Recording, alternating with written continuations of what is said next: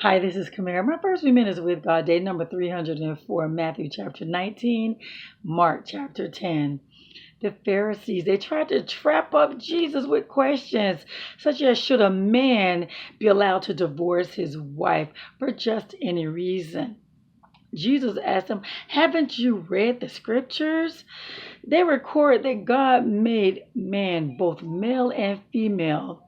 And man should, the male, they should leave their parents and is joined to their wives. He says, united as one. And since there are no longer two, but one, let no one split them apart. Let no one split apart what God has joined. Moses permitted divorce. There was a reason behind that, but he says it was not God's intent originally. And so Jesus says that whoever divorces his wife and marries another commits adultery, unless the wife has been unfaithful.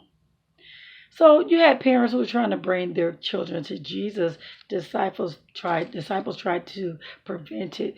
Jesus said, let the kids come to me. Let the children come to me. Don't stop them. Then he places his hands on their heads and he blesses them. So how about there's this guy. He asked Jesus, what must he do to inherit eternal life? Well, Jesus goes through all the commandments. This guy said he's been obeying the commandments since he's been very young. Well, Jesus tells him, well, sell all your possessions and follow me. The guy was rich. That's something he could not do. So Jesus says, it is very hard for a rich man to enter into the kingdom of heaven. But with God, all things are possible. Now, Jesus isn't saying that rich people can't enter into heaven. He's just saying that those who are rich have a hard time. But with God, all things are possible. Jesus says, all who have given up much to follow him will receive 100 times as much in return and will inherit eternal life. So Jesus explains to his disciples what's going to happen to him once they get into Jerusalem. He tells them that he's going to be betrayed into the hands of the Pharisees and the religious leaders. He says he's going to be sentenced to die, handed over to the Romans, mocked, spit on, flogged with whips, killed, and then after 3 days he's going to rise again. So how about you have James and John, the sons of Zebedee?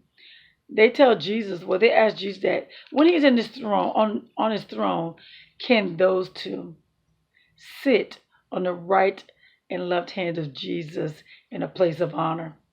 Jesus tells them that that's not his to give. Those spots are given to whoever God has already chosen for them. And so Jesus tells them that if you want to lead, you have to first be a servant. He said even he himself came to serve. And he says that he's even giving his life as a ransom for many. So how about when they were in Jericho? There's this beggar by the name of Bartimaeus. He hears Jesus nearby and he calls out to Jesus. So he had people around him trying to hush him.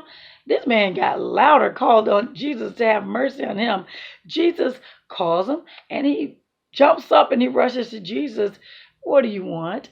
And so he tells Jesus, I want to see. Jesus tells him, your faith has healed you. And immediately his eyes are healed. And he began to follow Jesus down the road.